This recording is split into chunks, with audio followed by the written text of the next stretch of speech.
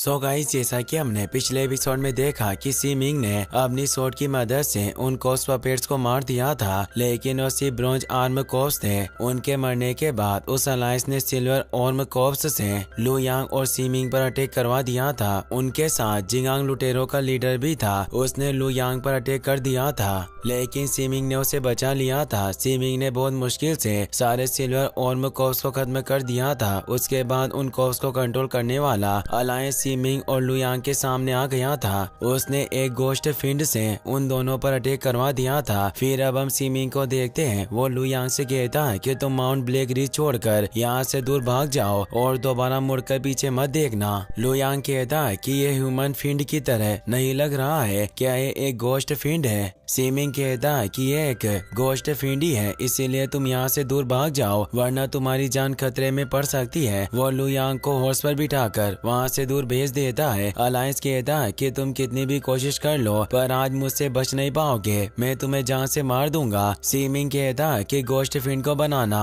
एक restricted art है, आखिरकार तुम कौन हो और ये सब क्यों कर रहे हो? लेकिन अलायंस इसका कोई जवाब नहीं देता। वो गोश्त फिंड से उस पर अटैक करवा देता है। गोश्त फिंड उसके ऊपर अटैक करने के लिए आता है। Seeming golden tiger sword energy से उस पर अटैक करता है, जिससे गोश्त फिंड को बहुत तकलीफ होती है, मगर कुछ सेकंड में वो फिर से नॉर्मल हो जाता है। वो फिर से सीमिंग पर अटैक करने के लिए आता है। सीमिंग सोचता है कि अगर कोई गोश्त फिंड किसी बॉडी के अंदर चला जाए तो उसकी सोल भी डिस्ट्रॉय हो जाती है। अब मेरे पास ज्यादा वक्त नहीं है और मेरे पास ज्यादा पावर भी नहीं बची। मैं बस इस फिंड को ज्यादा देर तक उलझा सकता हूँ ताकि लू यांग को भागने के लिए कुछ और वक्त मिल सके। गोश्त फिंड एक स्वॉर्ड लेकर सीमिंग पर अटैक करने के लिए आता है, लेकिन वो अपनी स्वॉर्ड की मदद से उसे दूर कर देता है, जिससे फिंड के हाथ से स्वॉर्ड भी छूट जाती है। फिर हम लू यांग को देखते हैं। वो हॉर्स पर बैठकर माउंट ब्लैक रिज से दूर जा रहा था, मगर उसके सामने कुछ ब्रॉन्ज आर्म कोप्स आ जाते हैं। उन्हें देखकर लू यांग रुक जाता है। वो अपनी स्वॉर्ड एक्टिवेट करके उन पर अटैक करता है, पर उनकी बॉडी बहुत स्ट्रॉन्ग थी, जिस वजह से उसकी स्वॉर्ड दूर गिर जाती है। लू यांग अपनी स्वॉर्ड लेकर कहता है कि अगर मुझे यहाँ से जिंदा बचकर जाना है तो मुझे कुछ भी करके इन्हें मारना होगा। वो गोल्डन टाइगर स्वॉर्ड सूत्र और क्यूप्राइड स्वॉर्ड बॉडी को एक्टिवेट करता है, जिससे वो ब्रॉन्ज आर्म कोप्स से दूर हो जाते हैं। लू यांग फ्लाइंग रेनबो सोल स्किल को एक्टिवेट करता है। वो उन पर अटैक करने लगता है, मगर एक पपेट उस पर अटैक कर देता है, जिस वजह से वो दूर हो जाता है। लू यांग सोचता है कि मुझे शांत रहकर सोचना होगा ताकि मैं न हरा सकूं, मगर मैंने जल्दबाजी की तो मैं जिंदा नहीं बच पाऊंगा। वो अपनी मल्टीपल स्वॉर्ड से उन पर अटैक करता है, जिससे उन्हें तकलीफ होती है। उनकी हालत देखकर लू यांग सोचता है कि मेरी इस पावर के साथ मुझे इन ब्रॉन्ज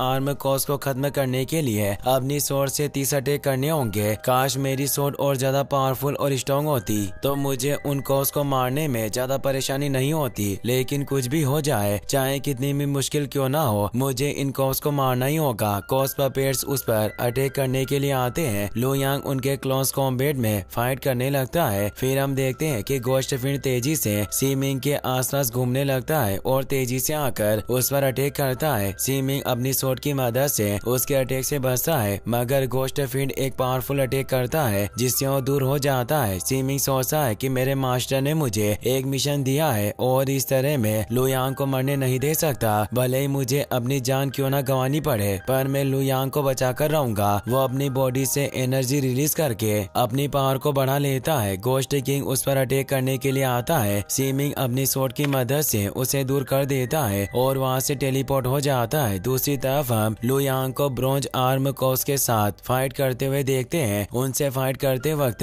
वो काफी थक गया था और उसकी एनर्जी भी बहुत कम हो गई थी, जिससे उसे काफी परेशानी हो रही थी। लेकिन तभी सीमिंग तेजी से वहाँ जाता है। वो अपनी बॉडी से बहुत पावरफुल एनर्जी रिलीज करता है, जिससे सारे ब्रॉन्ज आर्म कोप्स खत्म हो जाते हैं। लेकिन इतनी ज्यादा पावर यूज करने की वजह से सीमिंग की हालत भी खराब हो गई थी। वो कहता है कि अब मैं ज्यादा देर तक उन्हें नहीं रोक पाऊंगा, इसीलिए इसलिए तुम यहाँ से भाग जाओ, लेकिन वापस वेस्ट डोमेन मत जाना। तुम बस किसी सेफ जगह छिपकर रहना और अपनी पावर को बढ़ाकर स्ट्रॉन्ग बनाना। लो यांग कहता है कि जो कोई भी हमारे साथ ये सब कर रहा है मैं उसका पता लगाऊंगा और उससे इन सब चीजों का बदला लूंगा। वो हॉर्स पर बैठकर वहाँ से चला जाता है। सीमिंग कहता है कि जब तक मैं लो यांग को बचा सकता हूँ मैं उसे बचाऊंगा, उसके लिए मैं अपनी जान देने जा रहा हूँ। लो यांग हॉर्स पर बैठकर आगे बढ़ रहा था। कुछ वक्त बाद वो माउंट ब्लैक रिज के एरिया से बाहर आ जाता है। वो सोचता है कि मैं खतरे से दूर आ गया हूँ, अब मैं जहाँ चाहूँ वहाँ जा सकता हूँ, उसके बाद वो लोग मुझे नहीं ढूंढ पाएंगे। वो ये सोचते हुए आगे बढ़ रहा था, तभी उसे अलायंस के हंसने की आवाज आती है। लो यांग कहता है कि उसने मुझे ढूंढ लिया है, यहाँ तक कि सीमिंग जैसा पावरफुल स्वॉर्ड मास्टर भी उसे नहीं रोक पाया, तो मैं उसका क्या बिगाड़ पाऊंगा। ऐसा लगता है कि आज मेरी जिंदगी का आखिरी दिन है। अलायंस उसके सामने आ जाता है। वो कहता है कि तुम कितनी भी कोशिश कर लो मगर मुझसे बचकर नहीं भाग पाओगे, आज तुम्हारी जिंदगी का आखिरी दिन है। लो यांग सोचता है कि आदमी बहुत पावरफुल है, मैं कितनी भी कोशिश क्यों ना कर लूं मैं उसे नहीं हरा पाऊंगा। लो यांग अलायंस से कहता है कि हम दोनों के बीच में कोई दुश्मनी नहीं है और मैं तुम्हें जानता भी नहीं हूँ, तो तुम मुझे क्यों मारना चाहते हो। अलायंस कहता है कि कोई है जो चाहता है कि तुम मर जाओ। इसी के साथ ये एपिसोड यहीं पर खत्म हो जाता है। गाइस, अगर आपको वीडियो पसंद आया हो तो इस वीडियो को लाइक करने के साथ साथ चैनल को सब्सक्राइब जरूर कर लेना। मिलते हैं नेक्स्ट वीडियो में।